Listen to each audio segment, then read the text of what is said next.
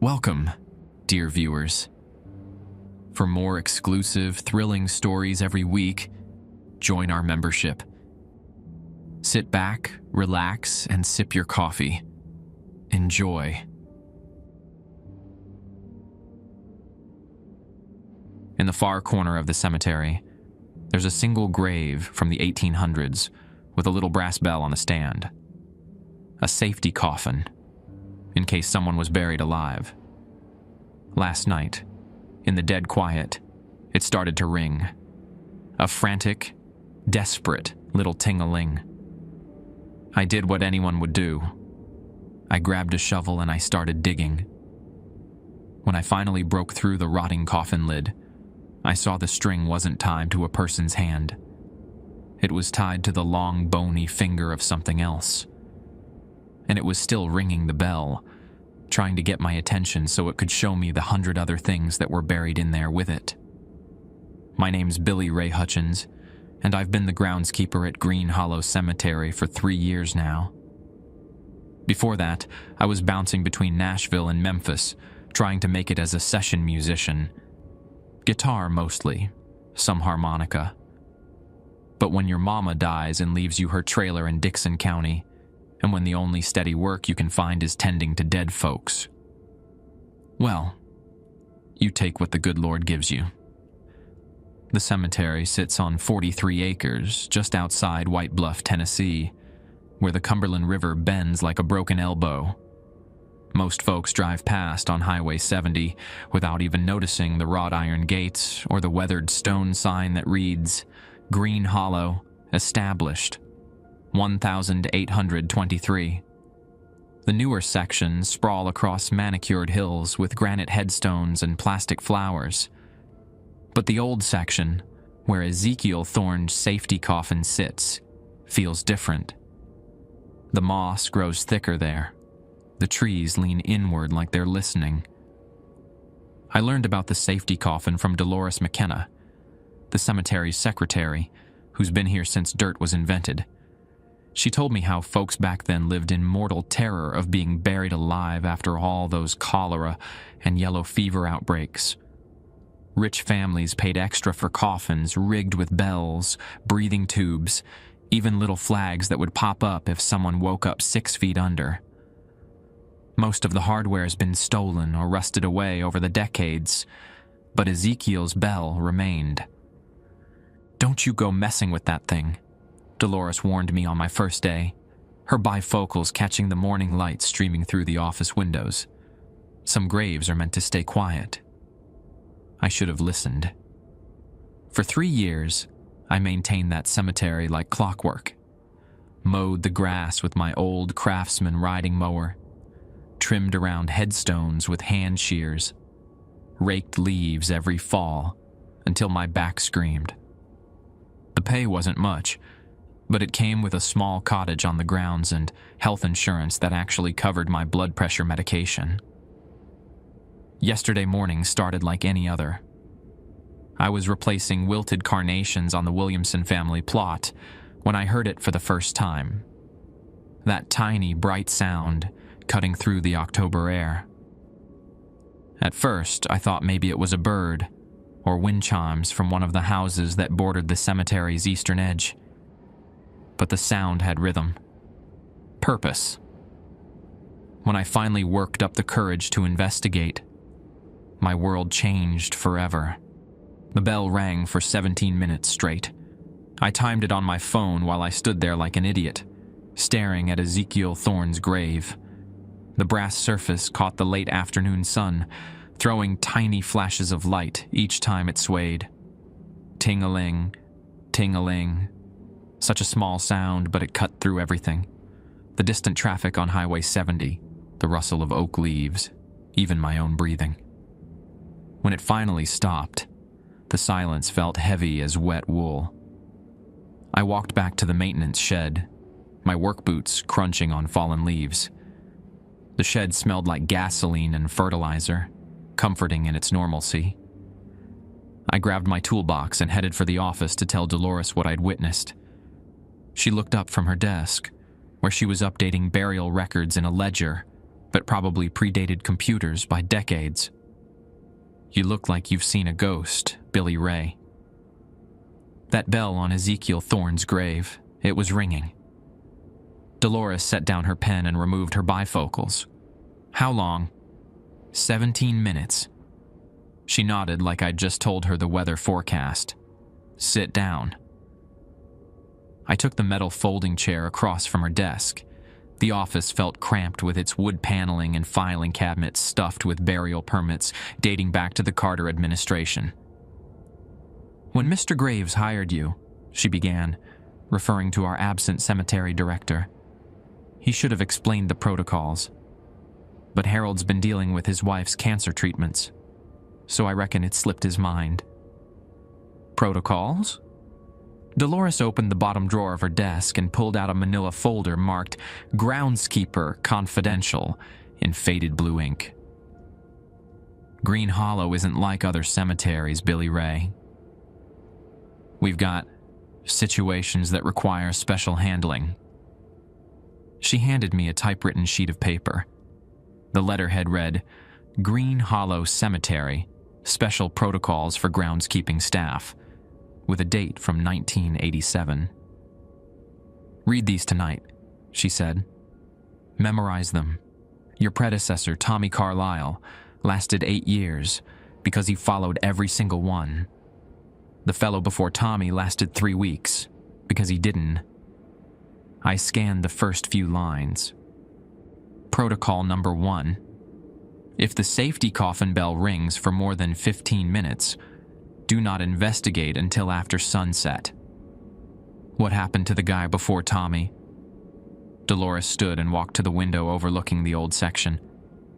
Found him in the morning, sitting against Ezekiel's headstone. Alive, technically. But his hair had gone white as Sunday sheets, and he couldn't remember his own name. Spent the rest of his days in Middle Tennessee mental health. Still there, far as I know. My mouth went dry. And you're just telling me this now? Mr. Graves handles the orientation usually, but like I said, circumstances. She turned back to me, her expression serious as a funeral director's. Billy Ray, you're a good worker.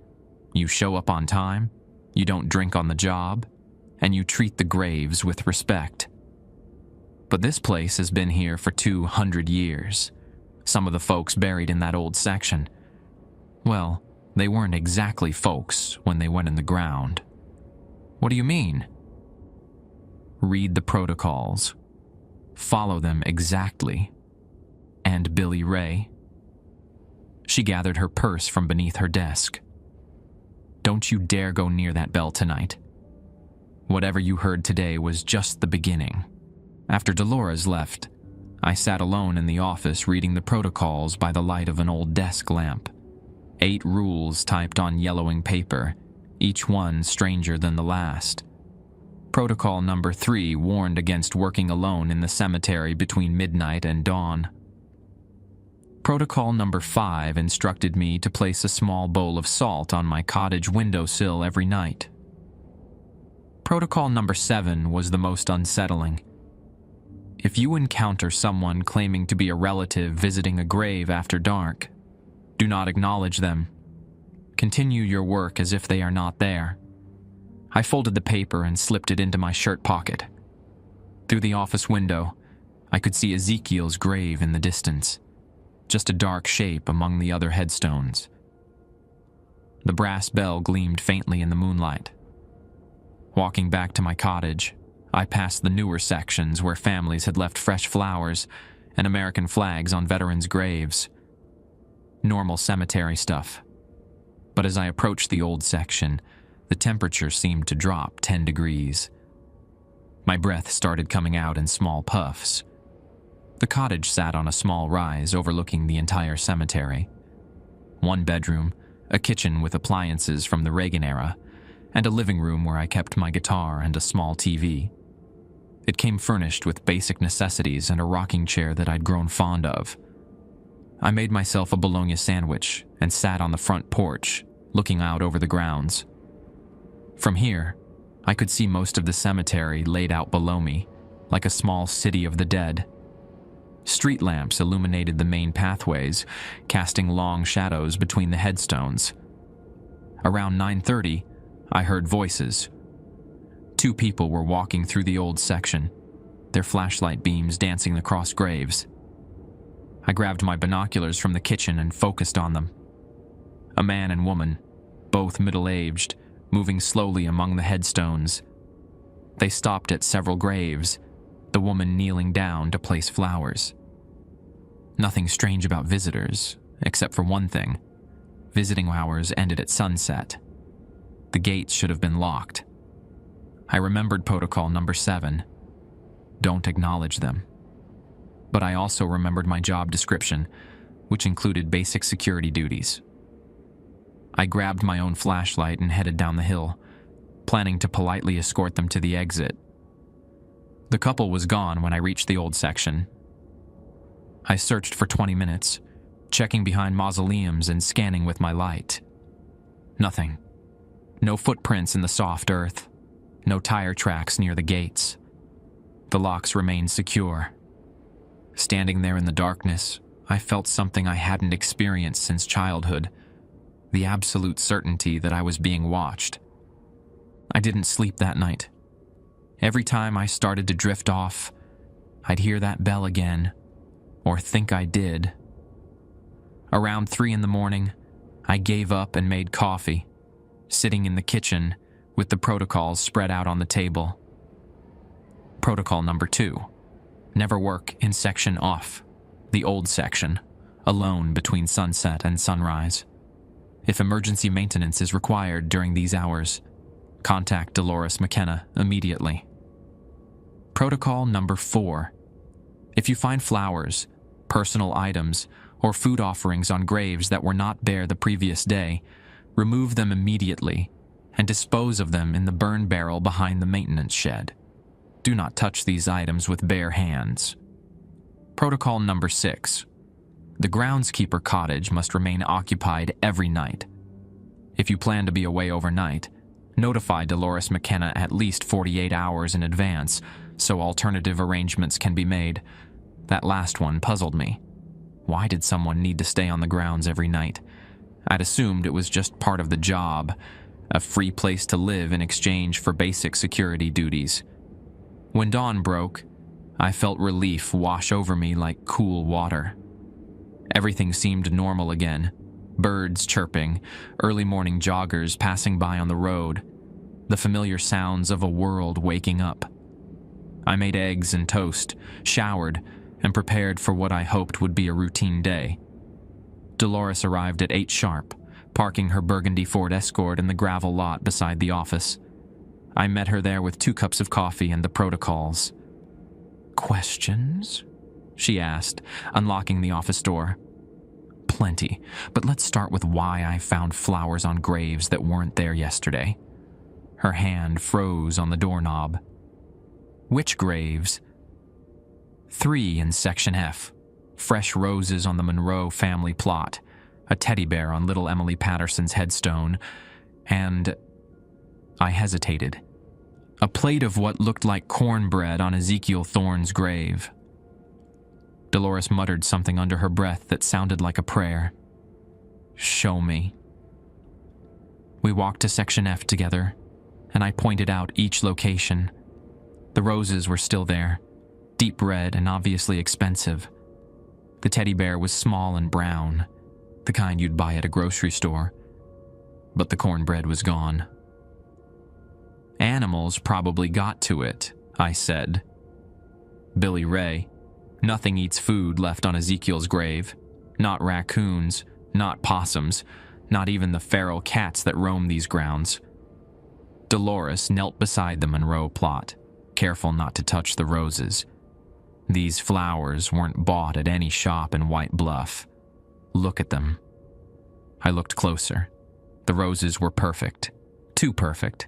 No wilted petals, no insect damage, no morning dew. They looked artificial, except they smelled real.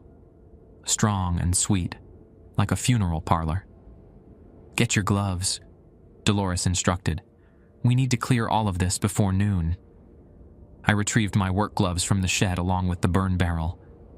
Protocol number 4 was specific about disposal methods. As I carefully picked up the teddy bear, something about its weight felt wrong. Too heavy for its size. I turned it over and found a small slit in the back seam, like someone had opened it up and sewn it back together. "Don't examine it," Dolores called out. "Just bag it and burn it." But I was already feeling inside the opening. My fingers found something hard and cold. I pulled out a small brass key, tarnished with age. Dolores went pale when she saw it. "That's a coffin key." "A what?"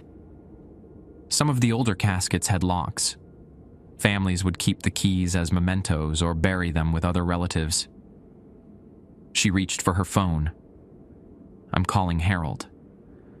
Harold Graves answered on the third ring. I could only hear Dolores's sound of the conversation, but her increasingly worried tone told me enough. Words like escalation and pattern change, and might need to move to Phase 2 protocols.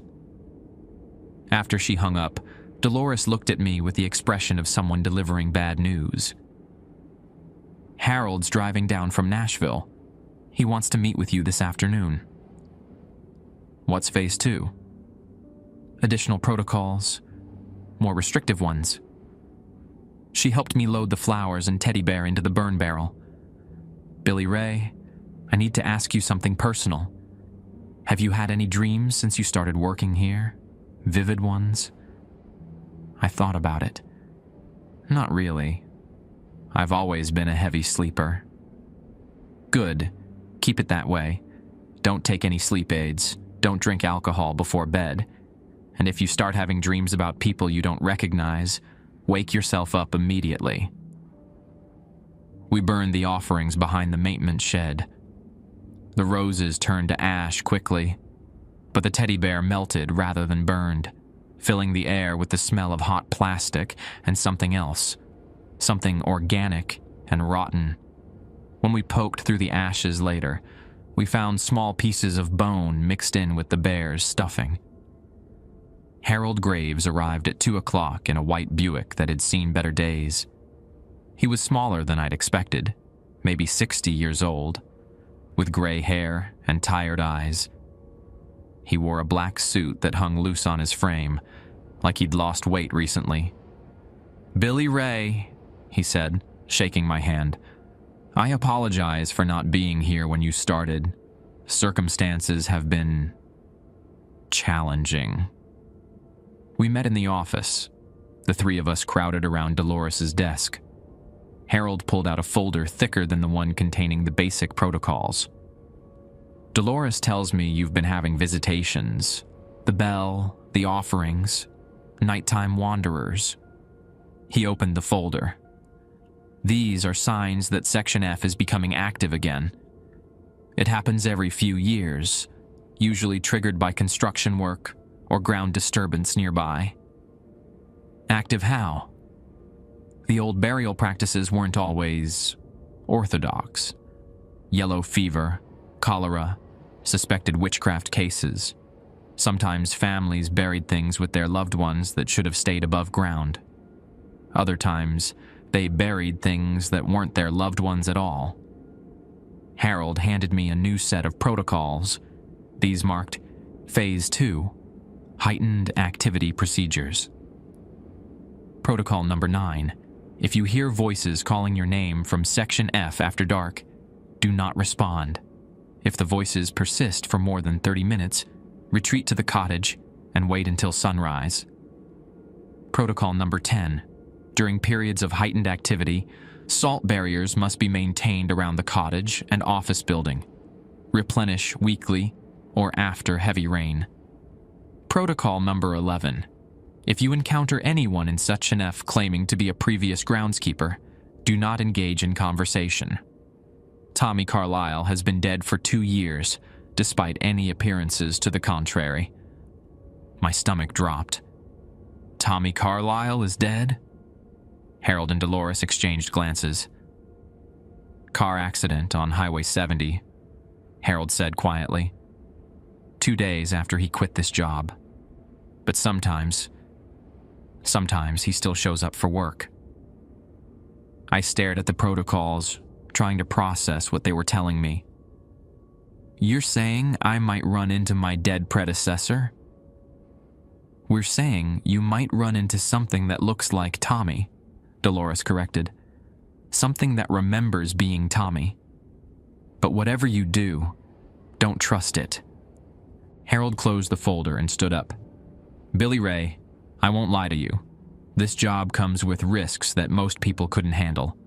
But it also comes with a responsibility. Green Hollow contains things that need to be contained. The protocols exist to keep both you and the surrounding community safe. What happens if I quit? We'll find someone else. We always do. But in the meantime, Section F will continue to become more active. Eventually, whatever's buried there will start affecting the town. Harold's expression was grim. White Bluff has a population of just over 3,000 people. Most of them have no idea what's sleeping in the old section of this cemetery. I looked out the window at the graves scattered across the hillside. Normal headstones, normal flowers, normal grief. But underneath, if these people were telling the truth, something else was stirring. I'll stay, I said. But I want to know everything. No more partial explanations. Harold nodded. Fair enough.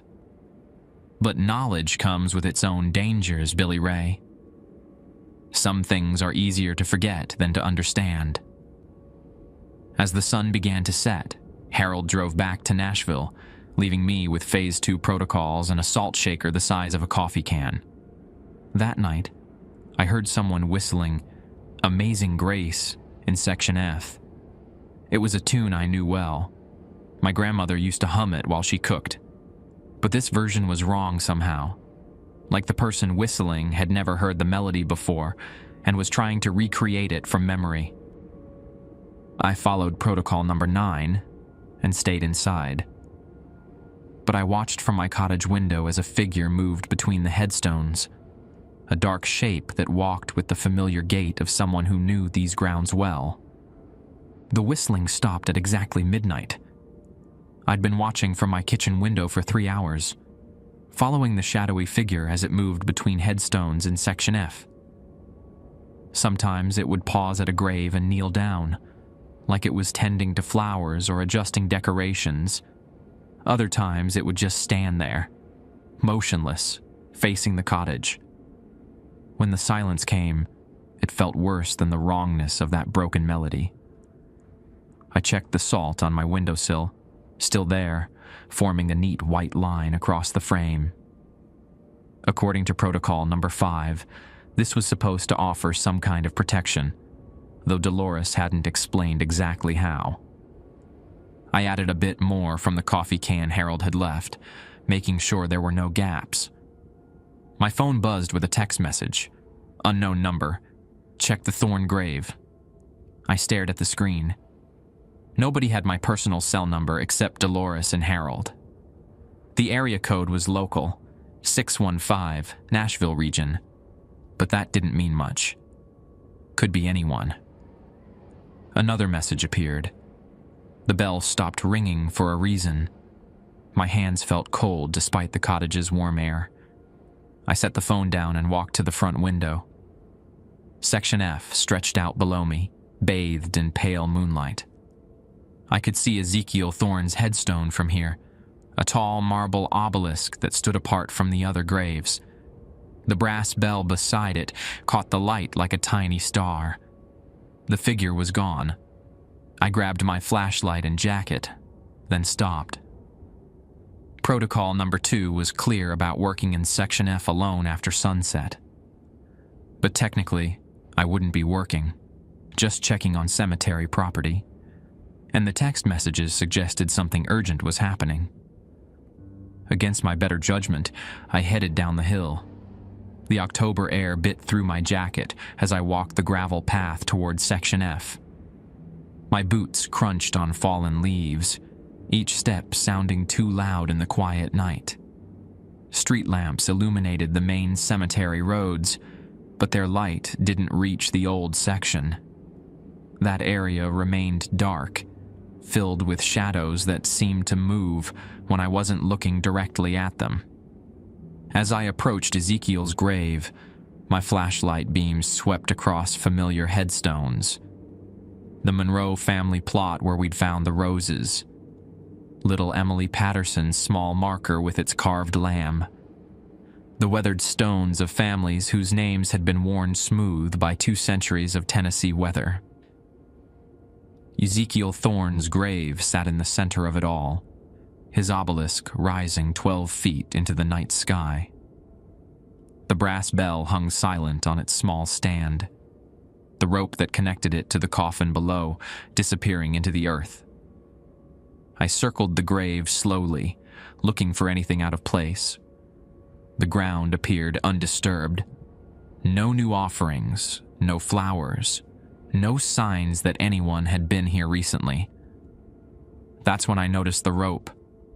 3 days ago, when the bell first rang, the rope had been taut, stretched straight down into the ground. Now it hung loose, coiled on the grass beside the bell stand like a snake. My phone buzzed again. Dig. I looked around Section F, suddenly aware of how isolated I was. The nearest houses were half a mile away, and Highway 70 carried only occasional late-night traffic. If something happened to me out here, it might be hours before anyone found me. But curiosity won over caution. I walked back to the maintenance shed and grabbed a shovel. The ground above Ezekiel's coffin was softer than I expected, like it had been disturbed recently. My spade cut through the soil easily, each scoop revealing dark earth that smelled of rain and decay. After 20 minutes of digging, I hit something solid. Wood. Rather than soft, but definitely a coffin lid. I cleared away more dirt, exposing a section large enough to see through. The wood had split in several places, creating gaps that my flashlight beam could penetrate. I knelt beside the hole and aimed the light downward.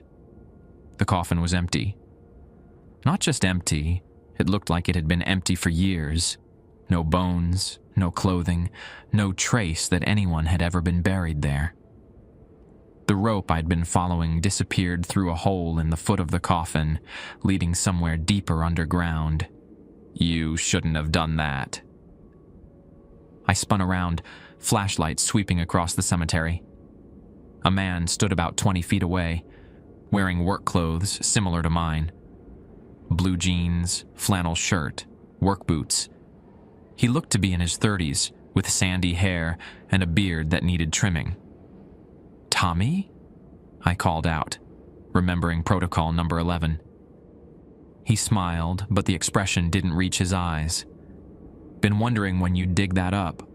Previous fellows never have the guts." I kept my flashlight trained on him while I climbed out of the hole. "You're supposed to be dead." "Supposed to be a lot of things." Tommy took a step closer. "Supposed to be retired, collecting Social Security, maybe fishing down at the Cumberland River. But this place doesn't let go easy." "I'm not supposed to talk to you." "Smart boy. Harold tell you that." Tommy's voice carried an odd echo, like he was speaking from the bottom of a well. Old Harold's good at rules, not so good at explanations. Despite the protocol warning, I found myself curious. Explanations about what? About why the groundskeeper cottage has to stay occupied. About what happens if it doesn't. Tommy gestured toward my home on the hill. "That cottage isn't just housing, Billy Ray. It's an anchor point, a weight holding down everything buried in Section F." "That doesn't make sense." "Doesn't have to make sense. Just has to work." Tommy moved closer, and I noticed his work boots didn't seem to touch the ground quite right. See, when they built Green Hollow, they needed somewhere to put the problematic cases, the ones that died wrong, or got buried with things that shouldn't go in the ground. Section F became a collection point. I backed toward the maintenance shed, keeping the flashlight between us. Why are you telling me this? Because you're about to become part of the collection. Tommy lunged forward with movements that didn't follow normal physics. One moment he was 20 feet away, the next he was reaching for me with hands that felt like ice water. I swung the flashlight like a club, the beam carving wild arcs through the darkness. The light passed right through him. I ran. My boots slipped on wet leaves as I sprinted up the hill toward the cottage. Behind me, I could hear Tommy laughing, a sound that seemed to come from multiple directions at once. The salt barrier around my cottage was only 50 yards away, but the distance felt like miles. Something grabbed my ankle. I pitched forward, hitting the gravel path hard enough to tear skin from my palms. When I rolled over, Tommy was kneeling beside me, his face now clearly visible in the moonlight. His skin had the waxy pallor of someone who'd been dead for months, and his eyes reflected light like an animal's. The bell rope leads to a whole network down there, he said conversationally. Tunnels connecting all the problem graves. Been growing for 200 years, spreading like roots. And every time a groundskeeper breaks the protocols, it gets a little stronger. I tried to crawl away, but his grip held firm. What do you want? Company. Gets lonely down there. Tommy's smile widened, revealing teeth that were too sharp. Don't worry, Billy Ray. You'll like it once you get used to being dead. That's when I remembered the salt in my jacket pocket. I grabbed a handful and threw it directly at Tommy's face. The effect was immediate. He recoiled with a scream that sounded like steam escaping from a boiler. His grip on my ankle loosened, and I scrambled toward the cottage. The salt barrier around my home glowed faintly in the moonlight, a protective ring that suddenly seemed as precious as gold. I crossed it at a dead run and didn't stop until I was inside with the door locked behind me. Through the kitchen window, I watched Tommy pace the perimeter of the salt line. He couldn't cross it, but he didn't leave either. Just walked in circles, occasionally looking up at the cottage with those reflective eyes. Around 4 a.m, he started digging. Not at Ezekiel's grave, but at other locations throughout Section F. Each hole he excavated revealed the same thing: empty coffins with rope leading deeper underground. By dawn, he'd opened 7 graves, creating a pattern that made my stomach turn. The holes formed a perfect circle around my cottage. When the sun finally rose, Tommy faded away like morning mist. But the holes remained, dark mouths in the earth that seemed to breathe with the wind. I called Dolores before she left for work. He made contact, I told her. Tommy, he grabbed me. Silence on the other end of the line. Then, are you hurt? Scraped up, but alive. Dolores, he showed me something. The coffins in Section F are empty. All of them. I'll be right there. While I waited, I sat on my porch and looked out over the cemetery. In daylight, everything appeared normal again. Families would visit their loved ones today, leaving flowers and saying prayers. Children would play between the newer headstones while their parents tended graves. None of them would know that beneath their feet, something vast and hungry was slowly waking up. The brass bell on Ezekiel Thorne's grave began to ring again. Dolores arrived with a thermos of coffee and a grim expression that told me she'd seen this kind of thing before. She parked her Ford Escort and walked directly to the salt barrier around my cottage, examining it like a doctor checking a patient's pulse.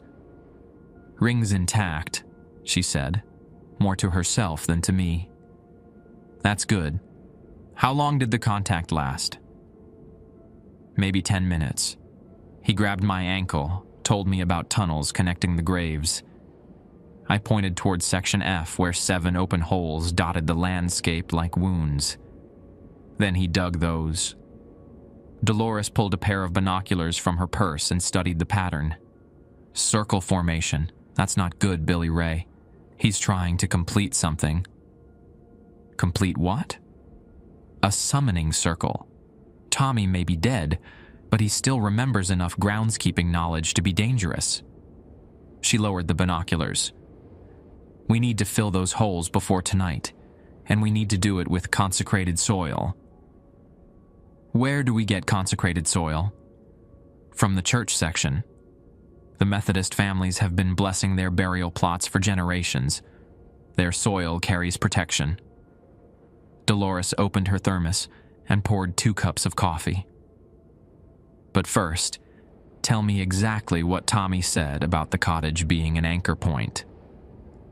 I recounted the conversation while we drank coffee on my porch. The morning sun had warmed the air, making everything feel almost normal despite the evidence of supernatural activity scattered across Section F. A red-winged blackbird landed on Ezekiel's bell, and the tiny charm that produced made us both flinch. Tommy wasn't lying about the anchor point, Dolores said finally. When they established Green Hollow, the founding families knew they'd need containment for certain burials. The cottage location was chosen specifically. It sits on a natural depression where the groundwater collects. Something about the mineral content helps suppress activity. Suppress what kind of activity? The kind that starts when you bury someone who isn't completely dead. We loaded the riding mower's trailer with shovels and headed for the Methodist section on the cemetery's east side.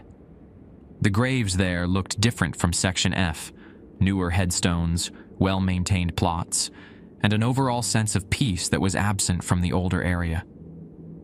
Even the grass grew better here, thick and green despite the October chill.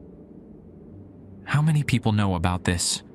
I asked while we shoveled the blessed soil into wheelbarrows. In White Bluff? Maybe a dozen. The sheriff, the mayor, a few long-time families. Dolores paused to wipe sweat from her forehead. Most folks just think we're eccentric. They see the salt, the protocols, the fact that we always have a living groundskeeper, and they figure it's just old-fashioned cemetery management. What about the families of people buried in Section F? Most of them are long dead themselves. The ones still around, well, some secrets are better kept in families. She gestured toward a well-maintained grave with fresh flowers. See that headstone? Elizabeth Carver died in 1889. Her great-great-granddaughter still brings flowers every month. She also brings salt and sage, though she's never told anyone why.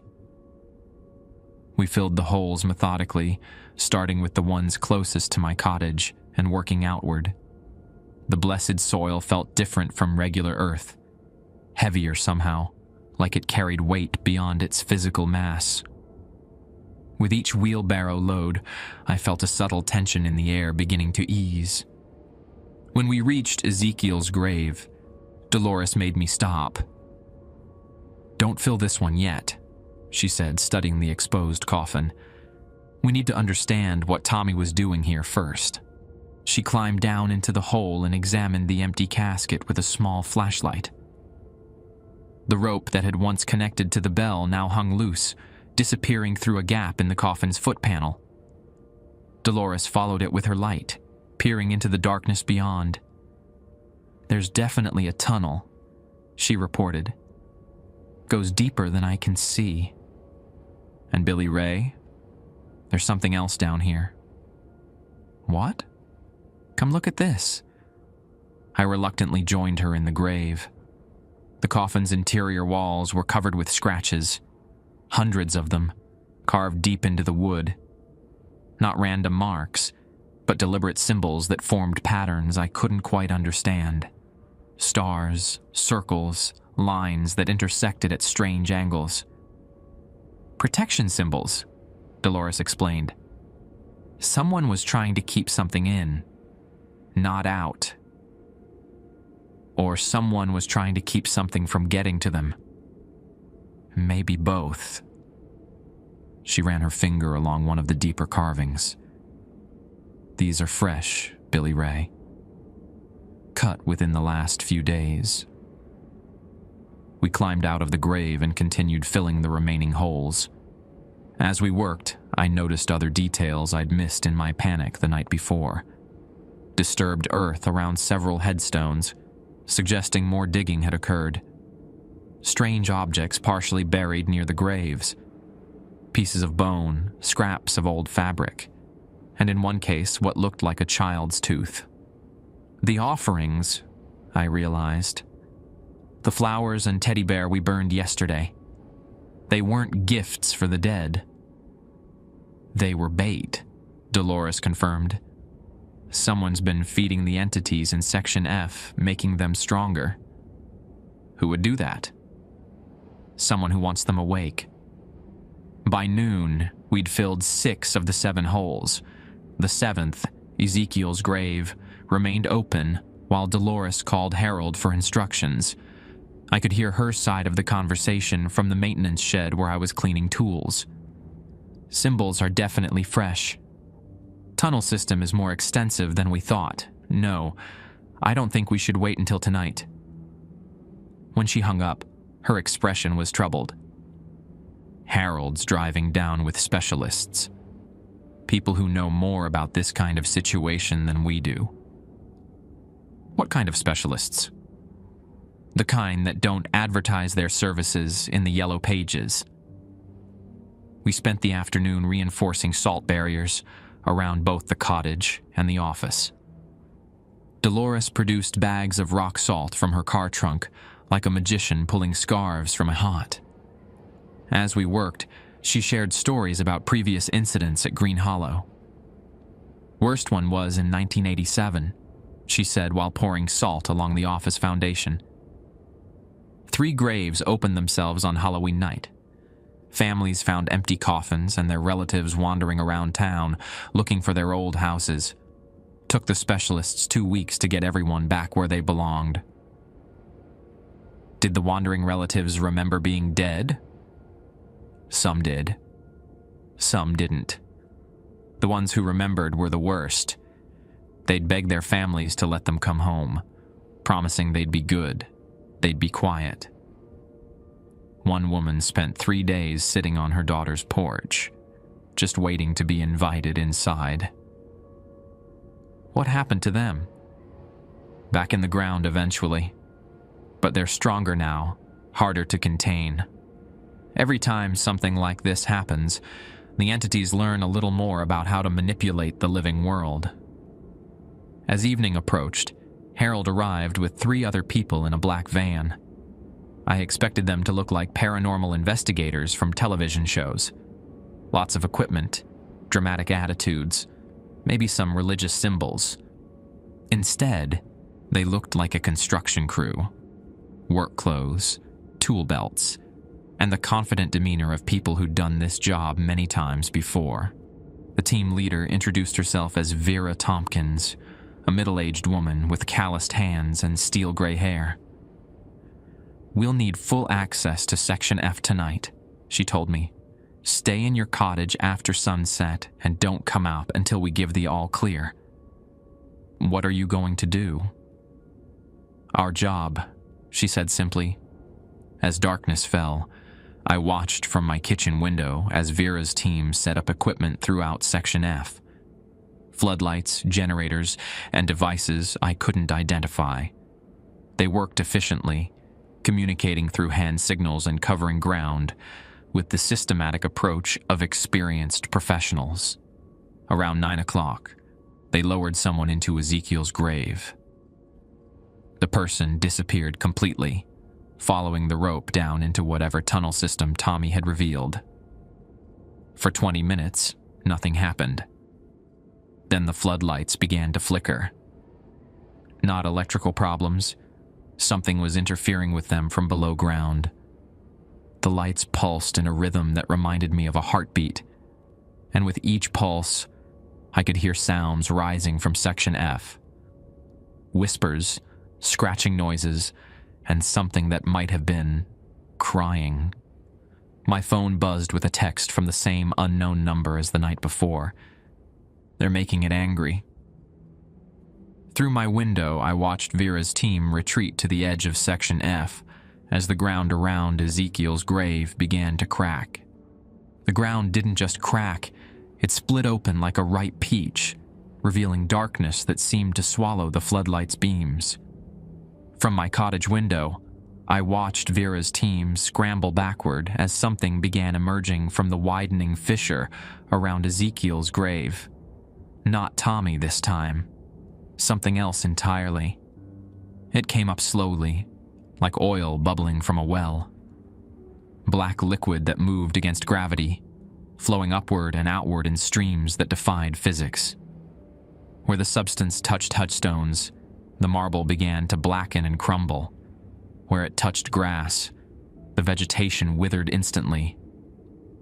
My phone rang. Vera's voice was tense but controlled. "Billy Ray, whatever you do, stay inside that salt barrier. We're dealing with a breach." A breach of what?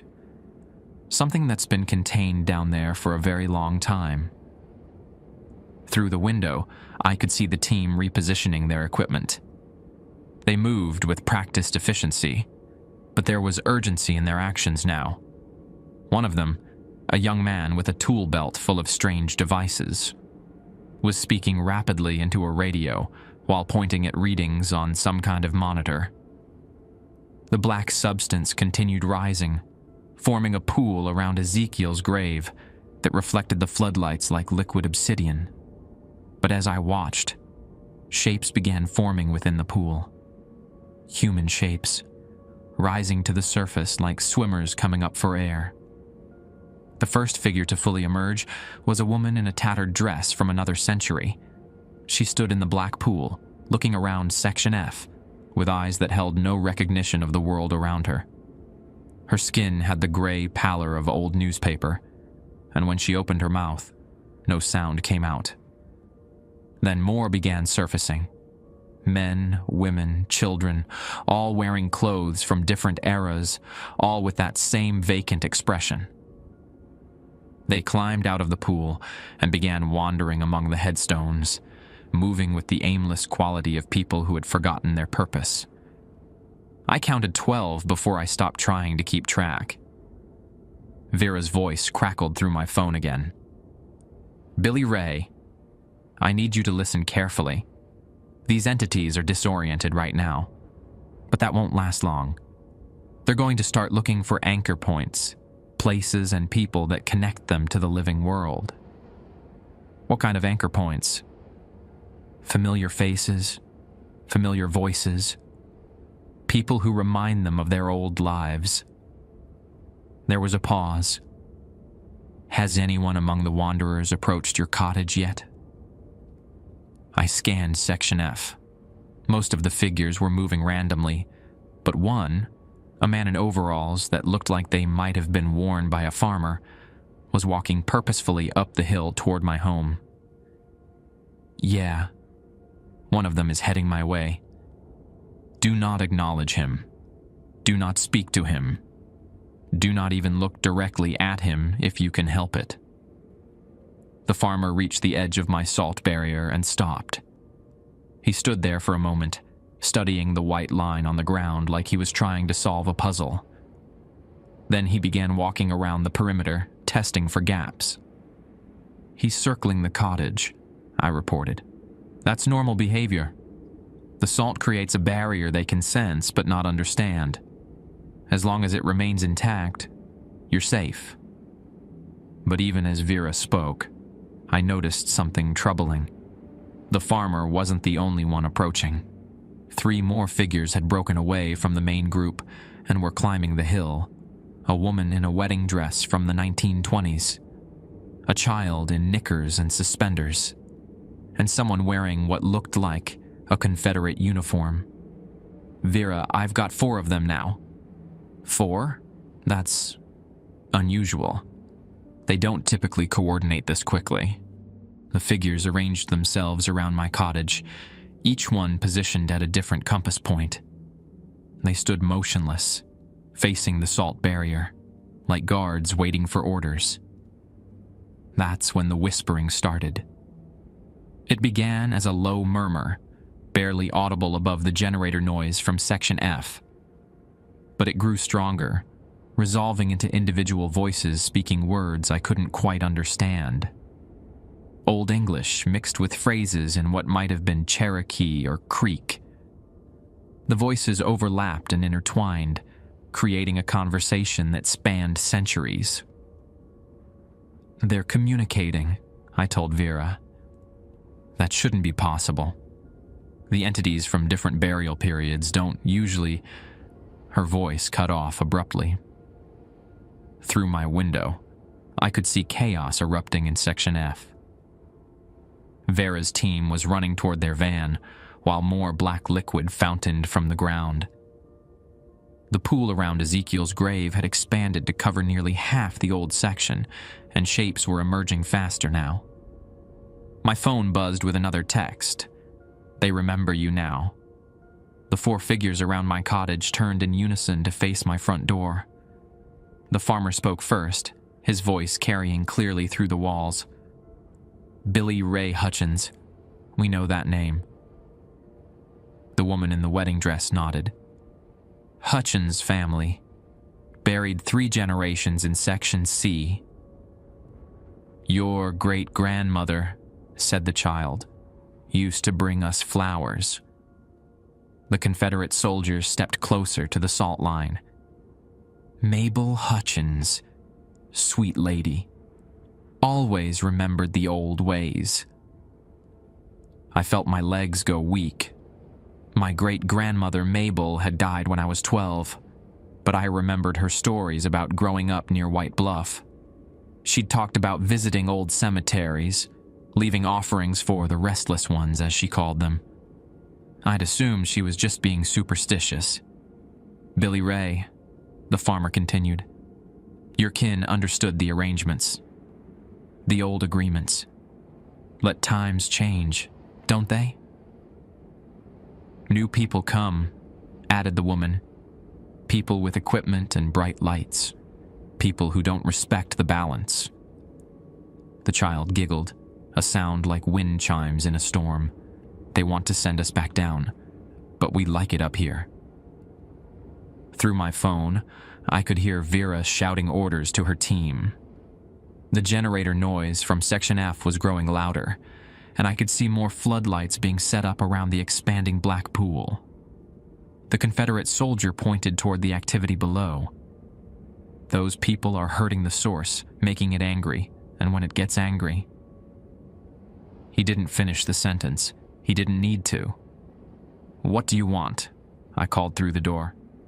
"Just to talk," said the farmer, face to face like civilized people. "I can't cross the salt line." "Of course not," agreed the woman. "But you could invite us in." The suggestion hit me like a physical blow.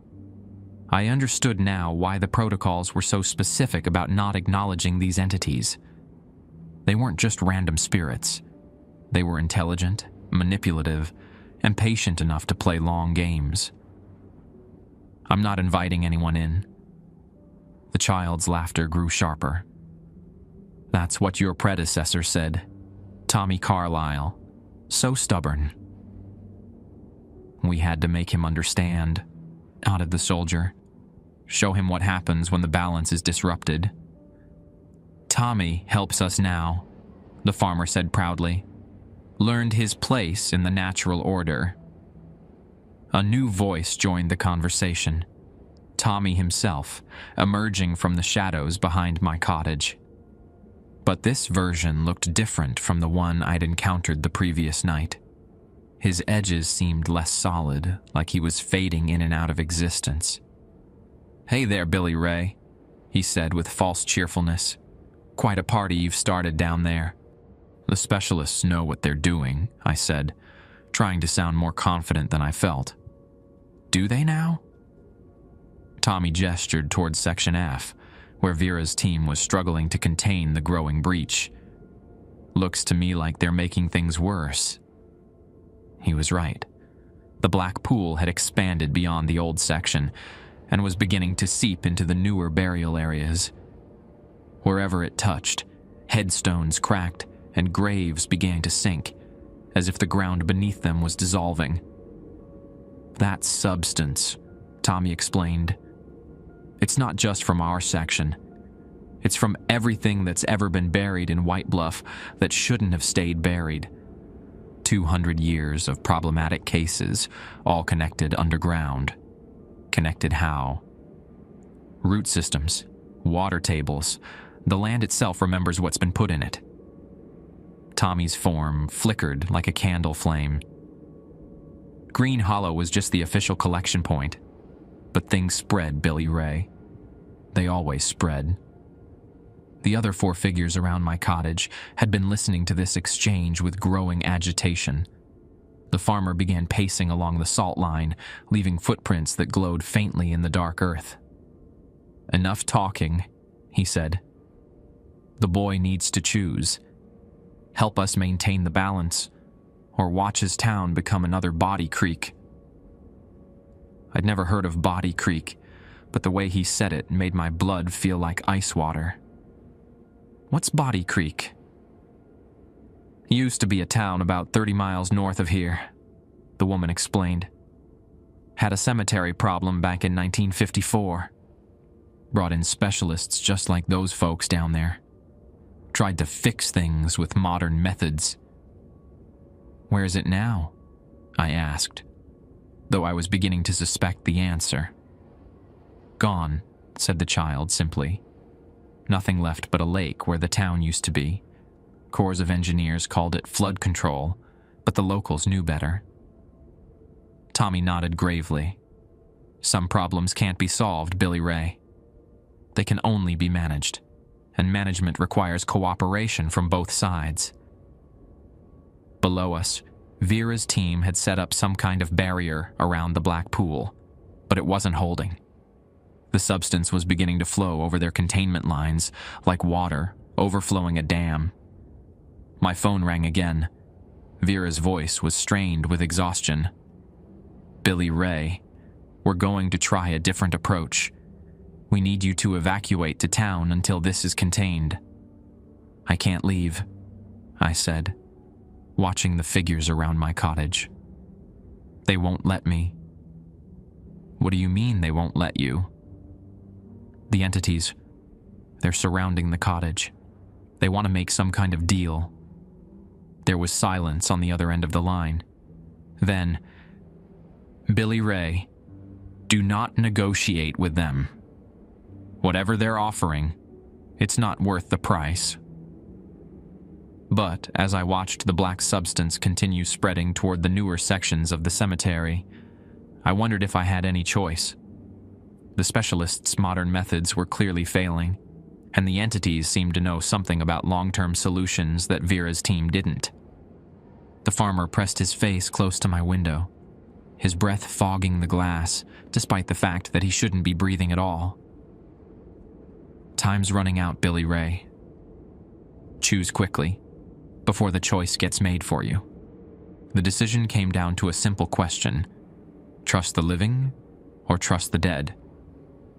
I watched Vera's team struggle with their failing containment as black liquid crept steadily toward the newer burial sections. Each headstone it reached began to sink, and I could hear the distant sound of caskets cracking open underground. The modern graves weren't designed to handle whatever force was emanating from the old section. "Billy Ray," the farmer said again, his voice patient but insistent. "Your great-grandmother understood. The agreements aren't contracts. They're survival strategies." "What kind of agreements?" The woman in the wedding dress stepped closer to the salt line. "Simple ones. We stay quiet, you stay respectful. We don't wander into town, you don't disturb our rest. We help maintain the balance, you help us remember who we used to be.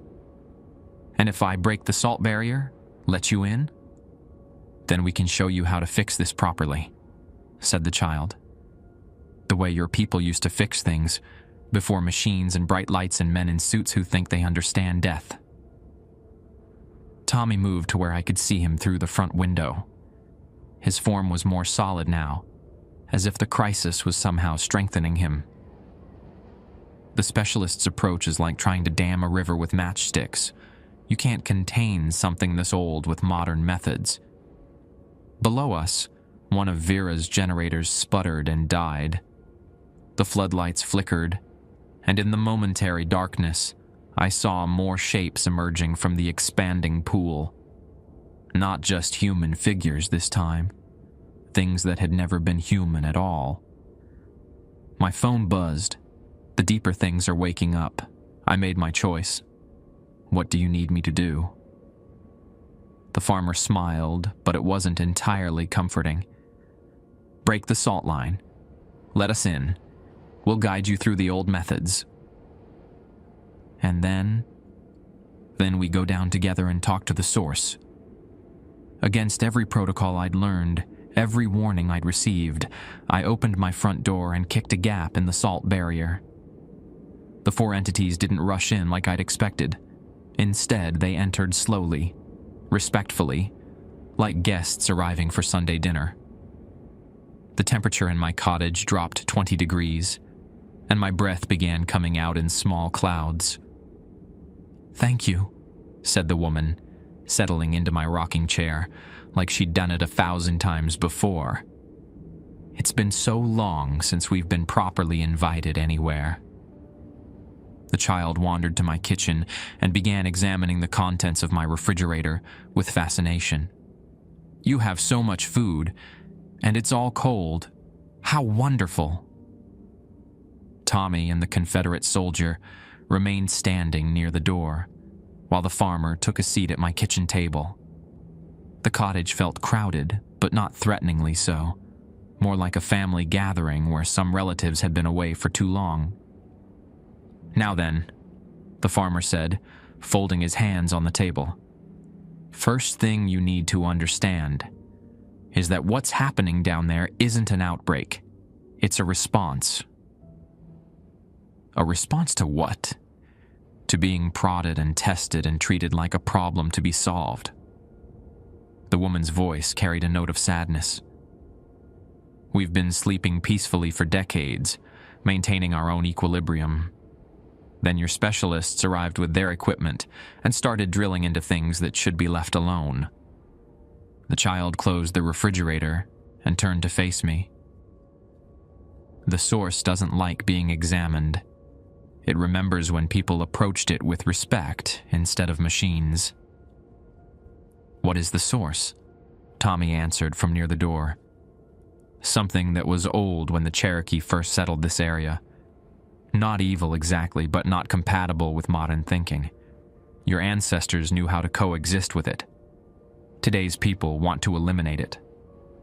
Through my window, I could see Vera's team setting up what looked like drilling equipment near the edge of the black pool. Even from this distance, I could sense the wrongness of their approach. "They're going to make it worse," I said. "Much worse," agreed the soldier. "Unless someone who understands the old ways intervenes." The farmer stood and walked to my front door. "Are you ready to learn, Billy Ray? To see what your great-grandmother saw?" I nodded, though every rational part of my mind was screaming warnings. Then we go down. The journey to Section F felt like walking through a dream. The entities moved around me in a protective formation, and other figures emerging from graves stepped aside respectfully as we passed. The black pool had expanded to cover most of the old section, but it didn't feel threatening anymore, more like a natural hot spring that happened to be the wrong color. Vera spotted us approaching and grabbed her radio. "Billy Ray, get away from them. You don't understand what you're dealing with." "I think I'm starting to," I called back. The farmer led us to the edge of the pool where Ezekiel's grave had been. The hole was still there, but now it was filled with the dark substance that seemed to pulse with its own rhythm. "The source isn't down there," the woman explained. "It is down there. The pool, the tunnels, the substance itself. It's all one organism that's been growing beneath White Bluff for centuries. Growing how? Feeding on memory, said the child. Every person buried here leaves traces of who they were, what they experienced, how they died. The source preserves all of it. Tommy gestured toward the drilling equipment Vera's team was setting up. Those machines are trying to extract samples, catalog the organism's properties, find ways to kill it. But you can't kill something that's made of preserved human consciousness. So what's the alternative? Communication, the soldier said simply. The old way. The farmer knelt beside the pool and extended his hand toward the surface. Billy Ray, this is going to feel strange, but I need you to touch the source directly. Let it know you're here on behalf of the living world. I hesitated. Everything I'd been taught about the job suggested this was exactly the wrong thing to do. Your great-grandmother did this, the woman said gently. Many times. It's how she kept the peace for so many years. What will happen? You'll see what we see, understand what we understand, and then you can speak for both sides. I knelt beside the farmer and slowly reached toward the black surface. The substance felt warm, like bath water, but with a texture I couldn't identify. The moment my skin made contact, the world exploded into sensation. I was everyone who had ever been buried in Green Hollow. I was Ezekiel Thorne, dying of consumption in 1847, terrified of being buried alive. I was Elizabeth Carver, succumbing to yellow fever while pregnant with her third child. I was a Cherokee warrior whose name had been forgotten, killed defending his family from encroaching settlers. I was a Union soldier who died far from home, a slave who'd been worked to death, a child who'd never learned to speak. All of their memories, their fears, their unfinished business. It was preserved in the dark substance beneath the cemetery. Not trapped, exactly, but archived. The source wasn't malevolent. It was a librarian of human experience, carefully cataloging every life that ended within its reach. But now something was threatening to destroy the archive. I saw Vera's drilling equipment through the source's perception, like needles being driven into living tissue, extracting pieces of stored consciousness and exposing them to harsh light and analysis. The source's response wasn't anger. It was pain and confusion about why the new humans didn't follow the old agreements. When I pulled my hand back, I understood everything. The specialists aren't trying to contain it, I said. They're trying to study it, take samples. Yes, the farmer confirmed. And every sample they extract is a piece of someone's preserved soul. I looked toward Vera's team, who were now preparing to lower collection equipment into the pool. They meant well, but they were approaching this like a scientific problem instead of a community relationship. Can you stop them? I asked the entities. We can try, Tommy said, but they have salt barriers and equipment designed to disrupt our manifestations. We need someone who can cross those barriers freely. Someone living, added the woman. Through the connection I'd made with the source, I could feel its distress growing as Vera's equipment came online. The drilling was causing physical pain to something that had been peacefully maintaining a 200-year-old agreement with the local community. I had to choose again. Let the specialists continue their work and risk destroying whatever kept the source stable, or find a way to stop them and preserve the old arrangement. The decision felt easier this time. I walked toward Vera's position, the entities following at a respectful distance. The specialist looked up as I approached, her face a mixture of relief and concern. Billy Ray, thank God. We need to get you away from here. Those entities are manipulating you. They're trying to preserve something, I said. Something your equipment is damaging. We're containing a paranormal outbreak before it spreads to the town. You're torturing a community archive that's been peacefully maintained for 2 centuries. Vera stared at me like I'd lost my mind. Maybe I had. But I understood now why my great-grandmother had brought flowers to the old graves, why the protocols existed, why someone always had to live on the cemetery grounds. Green Hollow wasn't just a burial site, it was a covenant. Vera, you need to stop the extraction. She looked at me like I'd suggested she burn down the cemetery.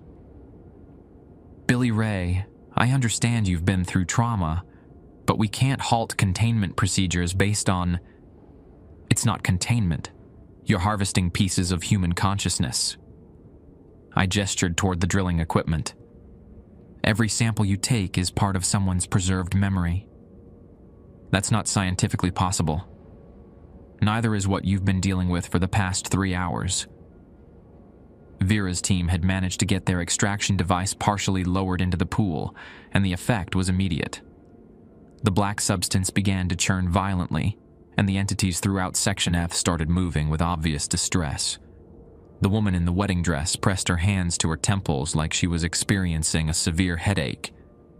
You're hurting them, I said. They're manifestations of residual psychic energy, Vera replied, checking readings on her monitor. They can't feel pain. Tell that to her. I pointed to the woman, who was now on her knees beside a headstone, making sounds that might have been weeping if dead people could cry. The farmer appeared at my shoulder, his form flickering more rapidly than before. Billy Ray, the extraction is fragmenting our connections to the source. If they continue, we'll lose coherence entirely. Lose coherence?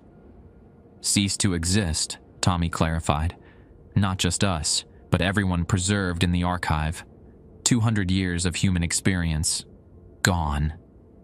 Vera overheard this exchange and turned to face the entities directly for the first time. You're claiming to be actual deceased individuals, not echo manifestations? I'm claiming to be Jeremiah Hutchins, the farmer said with dignity. Died in 1923 when my tractor rolled over on me. Been resting peaceful until tonight. And I'm Margaret Sullivan, added the woman, struggling to her feet. Died on my wedding day in 1928. Pneumonia. Never got to see my husband again until... She gestured helplessly toward the churning pool. Until now, when you're tearing apart the only place we can exist. Vera's scientific worldview was clearly struggling with direct testimony from people who had specific death dates and personal histories. She looked at her monitor, then at the entities, then back at me. Even if what you're suggesting is true, she said slowly, we can't just leave this situation uncontained. The manifestation field is expanding beyond cemetery boundaries. She was right. I could see the dark substance beginning to seep under the cemetery's eastern fence, flowing toward the residential area where families were probably sleeping peacefully, unaware that their quiet neighborhood was about to become part of a supernatural crisis. There's another way, the child said, tugging at my jacket. The way it used to be done. How? Negotiation, the Confederate soldier answered. Treaties. Agreements that both sides can live with. Vera shook her head. We don't negotiate with paranormal entities. Our job is containment and elimination. Your job, Tommy said pointedly, is keeping people safe. And right now, your methods are creating more danger than they're preventing. As if to prove his point, one of Vera's generators overloaded with a shower of sparks. The sudden loss of power caused the extraction device to malfunction, sending a feedback pulse through the pool that made every entity in Section F cry out simultaneously. The sound was heartbreaking, not scary or threatening, but filled with genuine anguish. like a choir of people being torn away from everything they loved. "Stop it," I said to Vera. "Please, just stop the extraction for 5 minutes and let me show you something." "Billy Ray, 5 minutes. If I can't demonstrate a better solution, you can resume your procedures." Vera looked at her team, who were struggling to restart the failed generator. The malfunction had given us a brief respite, but I could see backup equipment being moved into position. 5 minutes, she agreed reluctantly. I knelt beside the pool again and placed both hands on the surface. The connection this time was stronger, more focused. Instead of experiencing random memories, I was able to navigate through the archive with intention. I found what I was looking for: my great-grandmother Mabel's visits to Green Hollow. The memories played out like old film reels. Mabel arriving every month with flowers, salt, and food offerings. But more importantly, I saw her sitting beside graves and talking to the entities like old friends, asking about their families, their concerns, their needs, listening to their stories and carrying messages to living relatives who still remembered the old ways. She wasn't just maintaining graves, she was maintaining relationships. "Vera," I said, opening my eyes, "come here, touch the surface." "Absolutely not." "You wanted scientific data. This is the most comprehensive record of local history you'll ever find. 2 centuries of first-hand accounts from people who lived through everything from the Civil War to the Great Depression." That got her attention. Despite her professional skepticism, Vera was genuinely curious about the historical implications. "If I do this," she said carefully, "and something goes wrong, I'll take full responsibility," I promised. Vera knelt beside me and hesitantly placed one finger on the black surface. Her eyes went wide immediately. This is incredible," she whispered. I can see a battle. Union soldiers crossing the Cumberland River. And there's a woman hiding her children in a root cellar during a raid. That's Elizabeth Carver," the woman in the wedding dress said gently. "She saved her family that day, but the stress brought on the fever that killed her." Vera pulled her hand back, staring at the entity with new understanding. "You're really her. You're actually Margaret Sullivan." "I am. And this place isn't a problem to be solved. It's a community to be maintained." "But the expansion," Vera protested. "The manifestations spreading beyond sanitary boundaries." "Because you attacked us," the farmer explained. "When threatened, the source tries to protect itself by expanding its influence, but under normal circumstances, we stay within our designated area. Normal circumstances being regular acknowledgement," Tommy said. "Someone who understands the arrangements. Someone who can speak for both the living and the archived." I understood then what they were asking of me, not just to follow protocols, but to become what my great-grandmother had been, a liaison between 2 worlds. "The position comes with benefits," the child added with a grin. "You get to hear the most amazing stories. Did you know there's a Revolutionary War veteran buried in Section B who personally met George Washington?" Vera was studying her readings, which showed the manifestation field beginning to contract as the entities calmed down. "The expansion is reversing," she reported to her team. "Because we're talking instead of attacking," Margaret pointed out. "What would a formal arrangement look like?" Vera asked. The farmer smiled. "Simple. The groundskeeper maintains traditional protocols, monthly acknowledgements, respectful maintenance of Section F, and consultation on any major changes to cemetery operations. In exchange, we stay contained within Green Hollow boundaries. We help preserve local history, and we make sure nothing else from deeper underground ever makes it to the surface. Deeper underground, Tommy's expression became serious. Billy Ray, you've only seen the civilized layer of what's buried here. There are older things down there, from before human habitation. Things that don't understand cooperation or negotiation.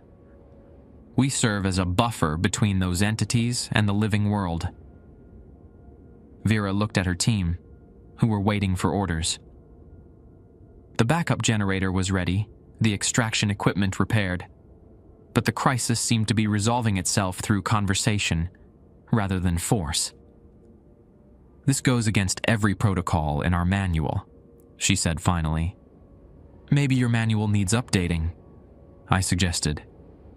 She considered this for a long moment. We'll need documentation, written agreements, proof that this arrangement can be maintained long-term.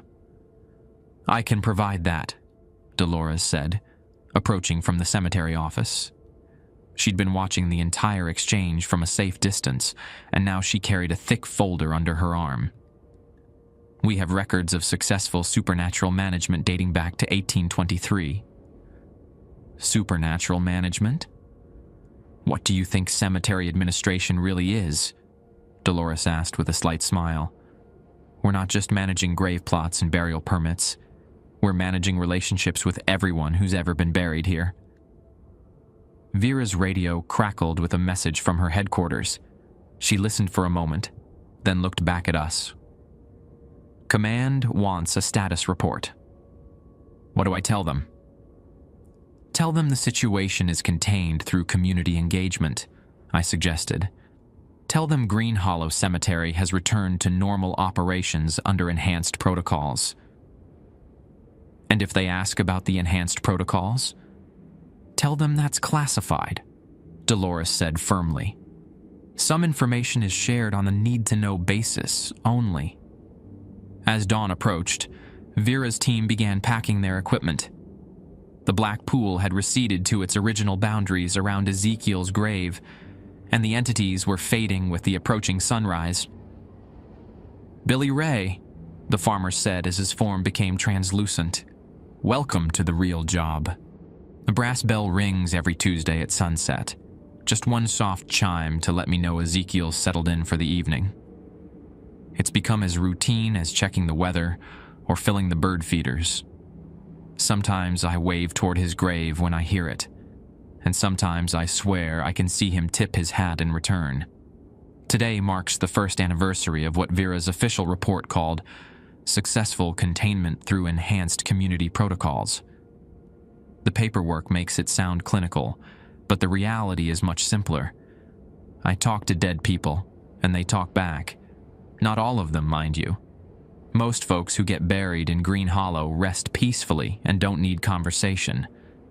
But the ones in Section F, the older residents who've been here long enough to develop strong connections to the place, they appreciate acknowledgement. A few words about the weather, updates on their surviving family members, sometimes just a friendly hello when I'm doing maintenance work nearby. Margaret Sullivan has become something of a regular companion during my morning rounds. She tells me stories about White Bluff in the 1920s, while I trim around her headstone, describing dance halls and general stores that have long since been replaced by strip malls and gas stations. Last week, she mentioned that her great-niece still lives in town, works at the bank on Highway 70. So I stopped by and introduced myself. You're the new groundskeeper, the woman said when I mentioned Margaret. Aunt Maggie would have liked that.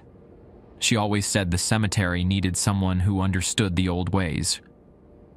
The old ways, it turns out, aren't particularly complicated. Show respect. Listen when spoken to. Maintain the boundaries between Section F and the newer areas. And once a month, on the night of the new moon, sit with the entities and let them share whatever's on their minds. Dolores retired last spring, but she trained her replacement well. Janet McKenna, no relation, despite the shared surname, approaches the job with the same matter-of-fact professionalism her predecessor displayed. She keeps the official records and handles the living visitors, while I manage the archived ones. The arrangement works better than anyone expected. Green Hollow has become something of a model for other historic cemeteries dealing with similar situations. Vera visits occasionally to document our methods, always bringing flowers for Margaret, and treating the entities with the scientific respect she'd show any important research subjects. Most paranormal encounters result from miscommunication, she told me during her last visit. Both sides want the same thing: peace and recognition. Your approach addresses those needs directly. Harold still runs the cemetery from Nashville, though his wife's cancer treatments require most of his attention. He calls every few weeks to check on things, always ending the conversation with the same question. Any problems with the deeper layers? So far, the answer has been no. The entities in Section F serve as effective gatekeepers, keeping whatever lies beneath them contained and quiet. I've never asked what's down there, and they've never volunteered details. Some knowledge is better left unexplored. My cottage overlooks the cemetery at sunset each evening, and I've grown fond of watching the daily transition. As daylight fades, Section F comes alive with quiet activity. Shadows move between headstones with purpose and dignity, tending to their eternal business while respecting the boundaries we've established. The living residents of White Bluff go about their evening routines, cooking dinner, helping children with homework, watching television, never knowing that a parallel community exists just beyond their awareness. It's a strange kind of peace, but it works. Sometimes Tommy Carlyle joins me on the cottage porch, sharing stories about his years as groundskeeper and offering advice about cemetery maintenance. His death seems to have clarified his perspective on the job's real requirements. It's not about following rules, he told me recently. It's about honoring relationships. Tonight the bell chimed twice, Ezekiel's way of saying good evening. I raised my coffee cup in acknowledgement and settled back in my rocking chair to watch over the community I'd sworn to protect. Both halves of it,